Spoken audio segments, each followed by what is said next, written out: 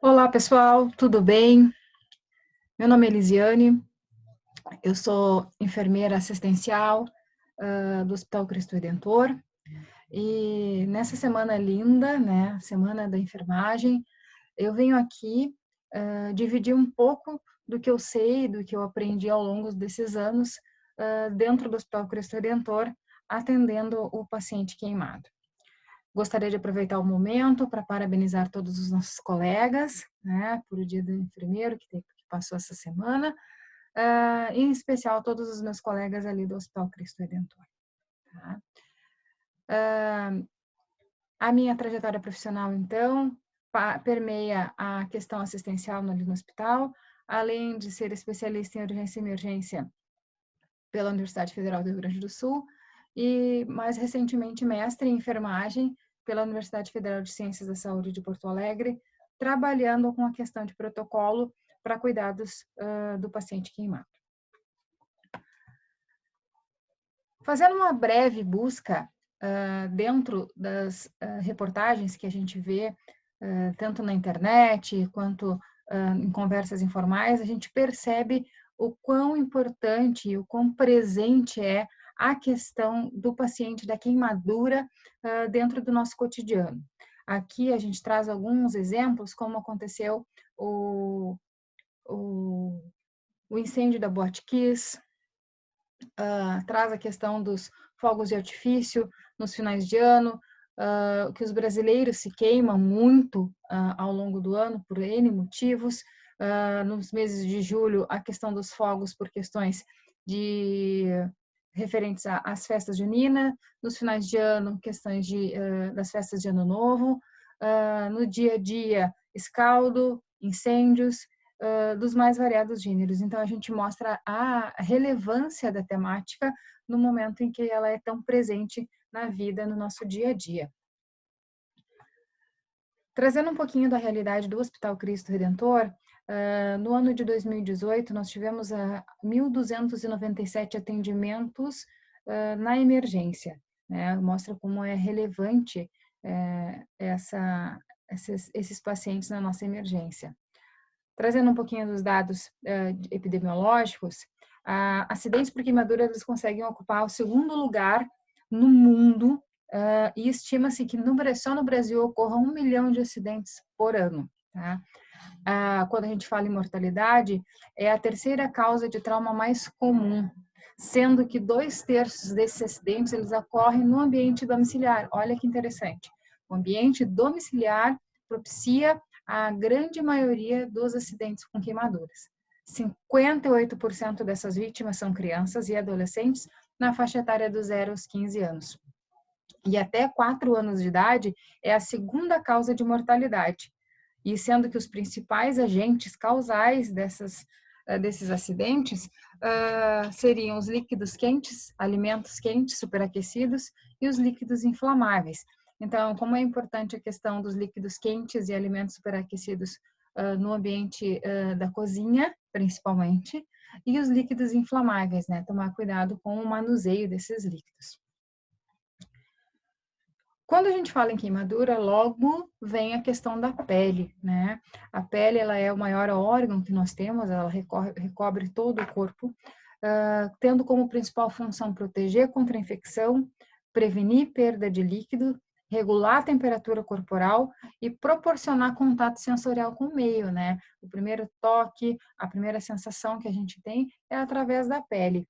E tanto que, no momento que a gente faz o contato com um ambiente, uma superfície super quente, a gente tem a tendência a retirar a mão rapidamente, ou o braço, ou enfim, a região afetada. Né? Então, proporciona a questão sensorial. Tu sentiu que o ambiente, que a superfície está muito quente, tu retira rapidamente.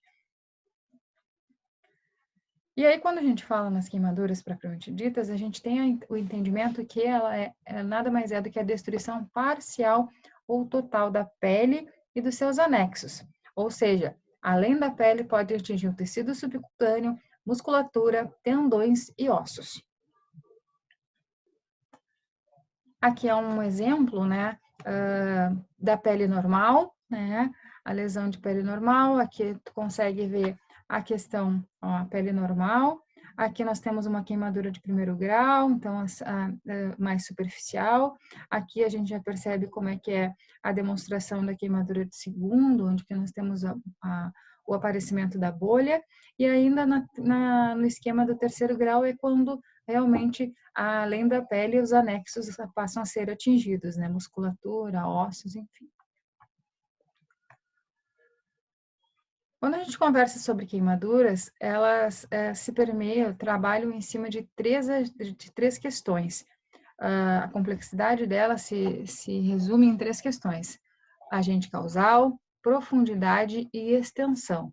Então, é importante, no momento que tu trata uma queimadura, um paciente queimado, o agente causal, o quão profundo é essa queimadura e qual é a extensão dela, tá? Quando a gente fala em agente causal, a gente entende que existem três possibilidades: o agente térmico, o agente químico, o agente elétrico ou radioativo. Então, quando trabalhamos em relação ao agente causal, conferimos que existem quatro possibilidades: o térmico, o químico, o térmico é o líquido quente, o escaldo, os alimentos superaquecidos. O agente químico, substâncias que podem causar queimaduras, né? O agente elétrico, ou seja, a eletricidade promove uma queimadura bastante importante, e a questão radioativa também, que faz uma lesão importante. Quando a gente conversa sobre profundidade, a profundidade é bastante importante, porque no momento que nós temos uma porcentagem de um terceiro grau, tem um nível de gravidade exacerbado nesse paciente. Porém, se a gente tem uma profundidade de primeiro grau, mas com uma extensão grande, também pode ter uma questão de dor relacionada bastante importante. Então, a gente precisa avaliar criteriosamente cada paciente que chega até nós para o seu atendimento, baseado em todas as questões juntas. Não podemos olhar somente a questão de profundidade, é só uma queimadura de primeiro grau. Não, é só uma queimadura de primeiro grau, mas qual é a extensão dessa queimadura? Não, ela é uma queimadura de terceiro grau, mas ela é uma queimadura menor, mas é uma porcentagem menor, mas o que atingiu, né? Quando falamos de terceiro grau, a gente fala em tendão, músculo e ossos. Então, olha o quão repercute na questão sistêmica desse paciente. Então, é importante que, quando falamos em primeiro grau, ela vai atingir apenas a epiderme, né? O exemplo mais clássico da queimadura de primeiro grau é a queimadura solar. Quando falamos de queimadura de segundo grau, realmente já atinge epiderme, parte da derme, ela pode ser superficial ou profunda. Digamos que dentro da queimadura de segundo grau existe uma subclassificação, né, de superficial e profunda, com presença de flictemas, bastante dolorosa, tem um aspecto esbranquiçado, quanto mais profunda ela for. Então, aqui podemos perceber esse aspecto esbranquiçado aqui, ó, é uma queimadura de segundo grau. E quando falamos em terceiro grau, ela atinge epiderme, derme e tecido celular subcutâneo, atingindo tendões, músculos e ossos, né? Que confere uma gravidade bastante importante para esse paciente. Aqui é só uma exemplificação, né, da queimadura de primeiro grau, da queimadura solar. Ela realmente normalmente não forma bolhas, né? Ela tem um vermelhidão significativo, muita dor. O paciente com a queimadura de primeiro grau tem muita dor. Descama em torno de 4 a 6 dias e ela normalmente não proporciona cicatriz. Segundo grau, então, superficial, ela pode vir acompanhada de flictemas, ela fica rosada, né? Você pode perceber, ó, que em volta do flictema é rosado. Também proporciona bastante dor, reptilizam com um pouco mais de tempo, entre 7 e 14 dias, e também tem a possibilidade de não deixar cicatrizes. Já o segundo grau profundo, já tem uma região mais esbranquiçada, que foi o exemplo que trouxemos anteriormente. A reptilização já fica mais tardia e normalmente é uma queimadura que proporciona cicatrizes. A queimadura de terceiro grau, então, ela é caracterizada por escurecida, né? esse aqui é um exemplo bem clássico, assim, da queimadura de terceiro grau. Ele é enegrecido, a pele fica enegrecida, endurecido, é uma região bastante endurecida. Vasos são comprometidos, não cicatrizam espontaneamente, elas necessitam de enxertia e deixam sequelas. Não é incomum, acontece com esse tipo de queimadura, a questão da retração da pele, com necessidade de várias intervenções cirúrgicas para melhorar esse aspecto num segundo momento. Aqui é um outro exemplo, né, de queimaduras de segundo e terceiro grau. Queimadura de terceiro grau. E ainda, as queimaduras elas podem ser classificadas quanto à extensão. E quando a gente fala em extensão, esse paciente pode ser pequeno, médio e grande queimado. Um paciente pequeno queimado, ele é considerado quando menos de 10% da sua superfície corporal queimada, a superfície corporal é atingida. Normalmente é um paciente que se trata ambulatorialmente. Um médio queimado, já nós temos de 10 a 15% de superfície corporal, e já dependendo da área, se recomenda a internação. E o grande queimado, ele é acima de 15% e ele tem uma indicação formal de internação. Quando falamos em extensão corporal, a gente trabalha muito em cima de algumas regras, né, que algumas a regra dos 9 é a principal, algumas tabelas, e a regra dos 9 é a principal, mais utilizada, né? Ou seja, o corpo ele é dividido em áreas de 9%, né?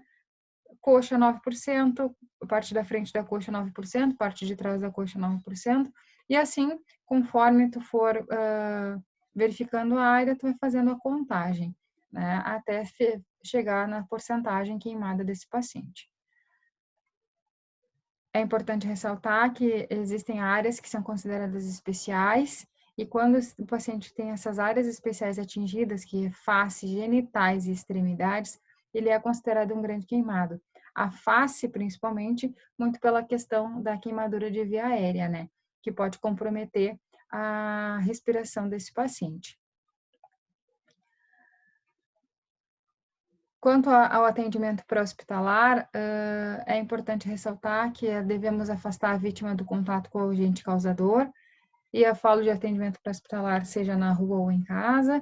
No caso de queimaduras por chama, se consegue abafar o fogo com um cobertor, ou com uma área assim, tu consegue tirar, descontinuar essa queimadura. Lavar com água, porque lavar com água fria, ela vai proporcionar um estanqueamento do processo de queimadura. Então, no momento que tu coloca água corrente na queimadura, ela para de queimar, né? E aí, isso que é importante, porque quanto mais ela estiver queimando, mais o subcutâneo ela está atingindo. É importante proteger a área queimada com toalhas limpas e úmidas, e de preferência não colocar nenhum tipo de substância. Não colocar café, não colocar pasta de dente, não colocar clara de ovo, não colocar qualquer tipo de pomada que tenha em casa, principalmente, porque no momento que tu iniciar o atendimento desse paciente, vai ser necessário retirar todas essas substâncias para poder estar efetivando a questão do curativo adequado, da limpeza adequada dessa área queimada. Falamos em caso de queimadura química, lavar a lesão com água corrente, de preferência por 10 a 15 minutos, para remover todo o produto que cometeu essa queimadura. Não tentar neutralizar, então não utilizar nenhum tipo de neutralizador com o agente causador, é só a água mesmo.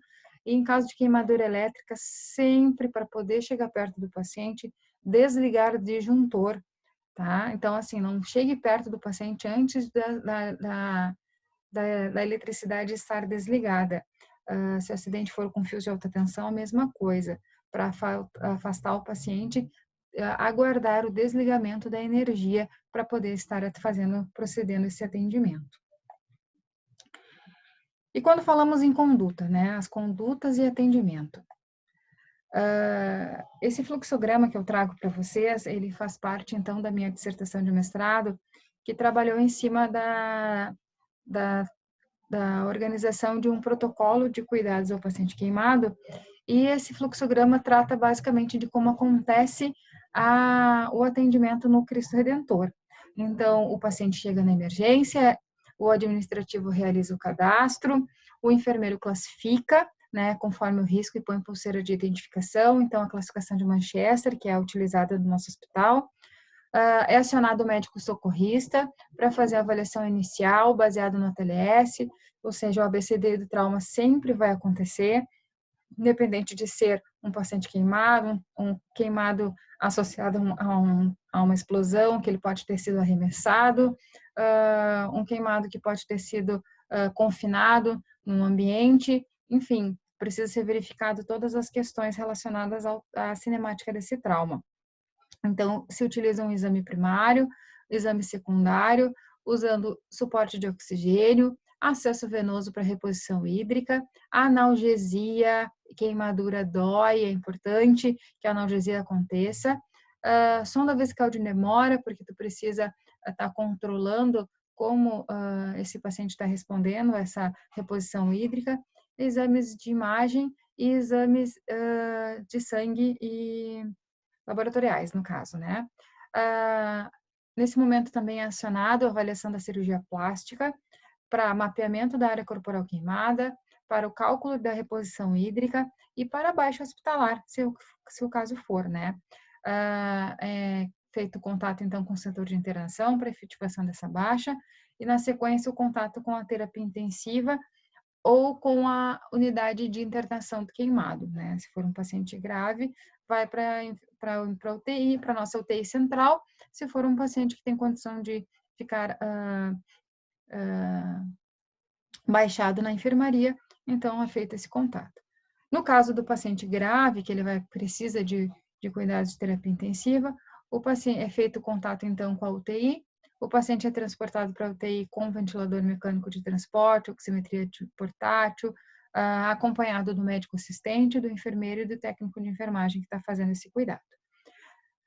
Na UTI, esse paciente é admitido pelo intensivista, pelo enfermeiro da UTI, pelo técnico responsável pelo leito. O administrativo é acionado para efetivar a transferência no sistema, montagem do prontuário físico e etiquetas de identificação, além de que a equipe assistencial da UTI providencia, então, ajuste de ventilador, monitorização cardíaca, oximetria de pulso, instalação de acesso venoso central, linha arterial, sonda nasoentérica, banho para avaliação das lesões e realização dos curativos, instalação de sedações contínuas, início de antibiótico terapia, raio-x de tórax pós passagem de catéter e sonda, escarotomia se necessário, fibrobronco em caso de lesões por inalação, instalação do arco e acolhimento da família, né? Todas essas questões acontecem dentro da terapia intensiva.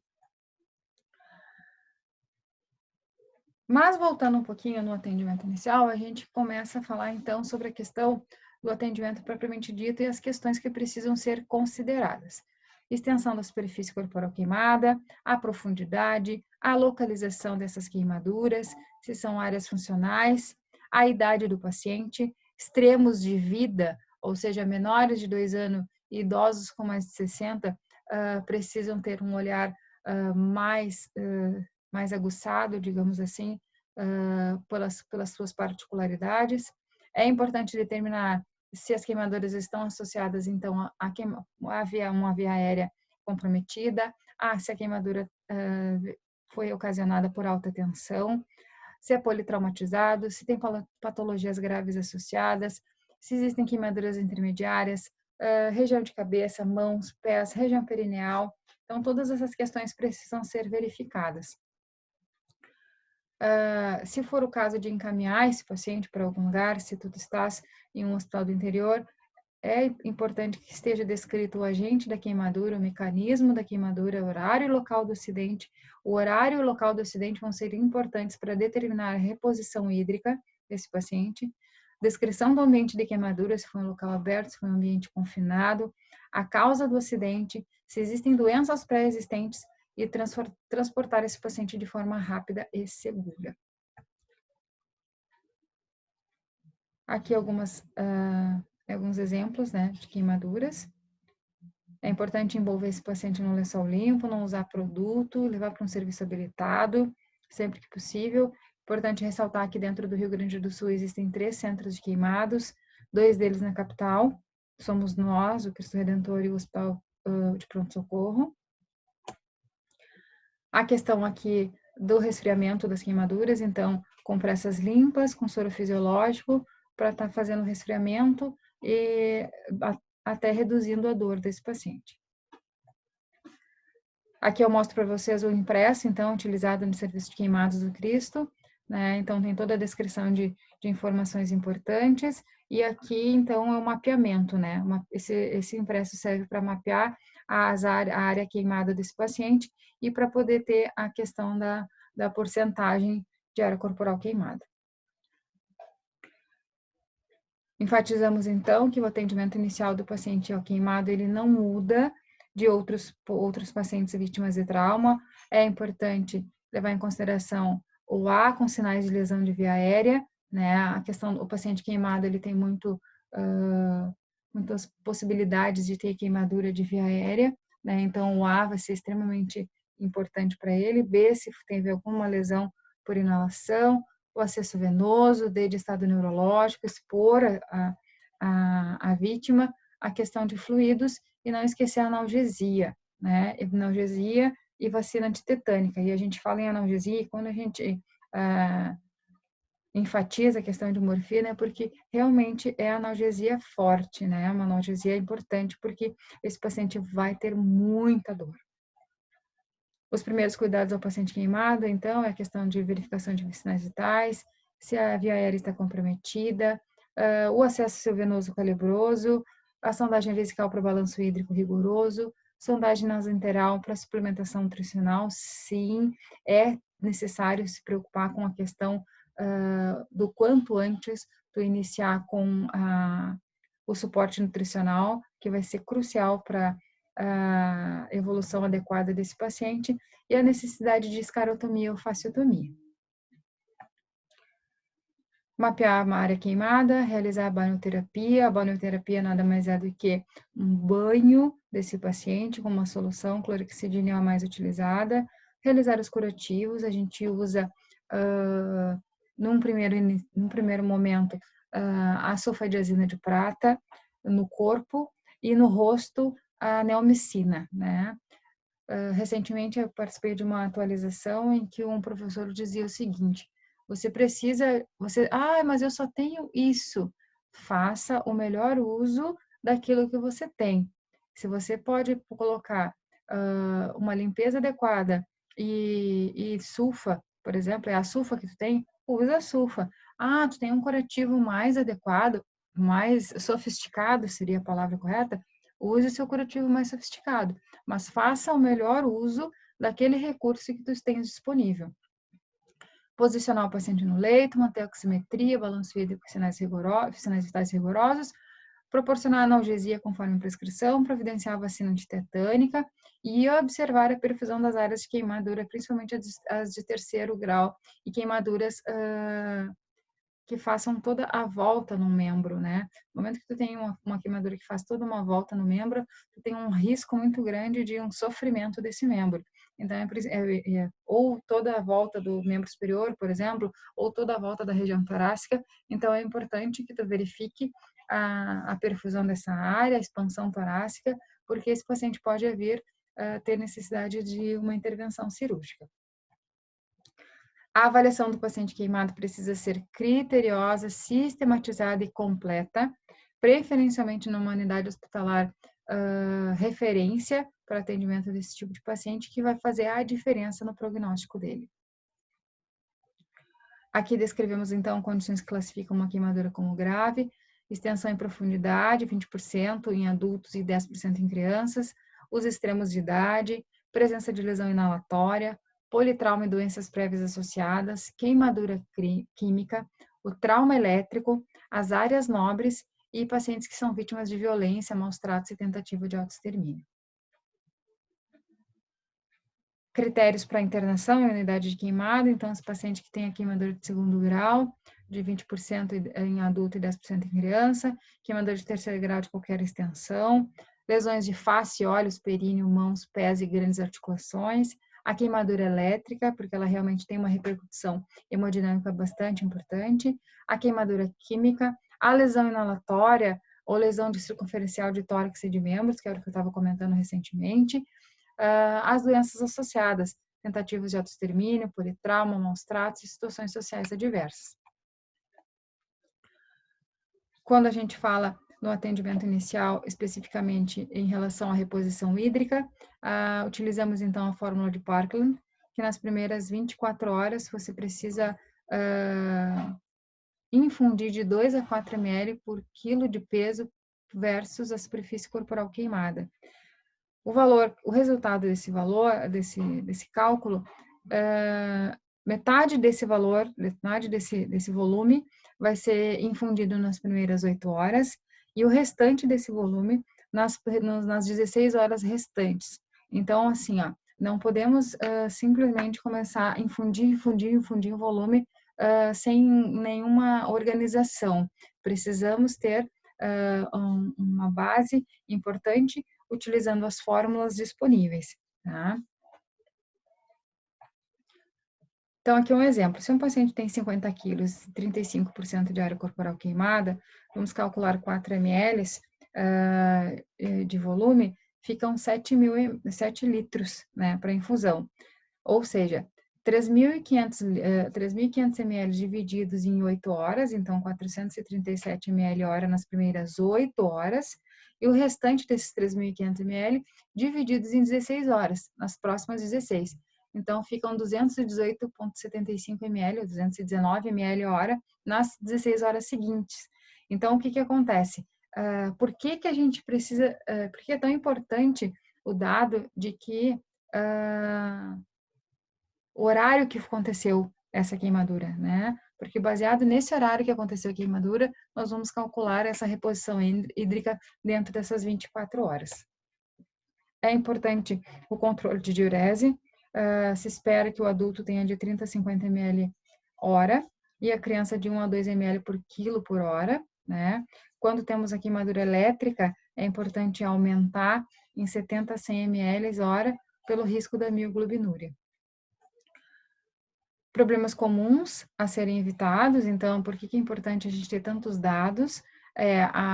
Uma ressuscitação inicial tardia, então, quanto mais tarde tu tenta a ressuscitação, menos chance de sucesso com esse paciente. A hiperidratação, então, na ânsia de fazer essa reposição hídrica, tu faz uma hiperidratação num tempo muito curto e aí o paciente não consegue dar conta desse aporte de volume, né? É importante também levar em consideração que não é somente receber esse volume sem considerar outras causas, né, da hipovolemia. O paciente pode ter um déficit cardíaco, pode ter algum outro problema associado, algum trauma associado, então precisa estar atento a todas essas questões. E medidas preconizadas para prevenção de infecção, né, porque o paciente que tem uma queimadura muito extensa, ela tem a tendência ao risco de infecção mais acentuado. Muito importante, o paciente queimado tem dor, então é importante a questão da analgesia, uma analgesia forte. A questão da nutrição também é bastante importante. Uma dieta hiperproteica, hipercalórica, com prevenção de hemorragia digestiva e translocação bacteriana. Exames laboratoriais devem ser solicitados, hemograma, eletrólise, ureia, creatinina, glicemia, provas de coagulação, albumina, raio-x de tórax, gasometria arterial, eletro e dosar enzimas nos casos de pacientes com choque elétrico. Quanto aos tratamentos utilizados no HCR, nós temos alguns curativos especiais impregnados com prata, a sulfadiazina de prata 1%, que é uma pomada, e a neomicina também, que é uma pomada, um antibiótico, que ela é utilizada na região facial. Também temos tratamentos cirúrgicos, que são os desbridamentos e enxertos de pele precoces. Né? Aqui é um exemplo, né, do curativo impregnado com prata que utilizamos. Aqui é quando colocamos, aqui ele vai saturando e ele vai caindo, ó. E às vezes é preciso fazer a troca antes da queda. Os procedimentos cirúrgicos imediatos que são utilizados, então, são escarotomias, né? As escarotomias, elas servem para liberar essa área, porque a pele ela fica enrijecida e ela não vai permitir expansão torácica ou no caso dos membros, a irrigação adequada. Aqui é a sala onde a gente utiliza para esses procedimentos, né?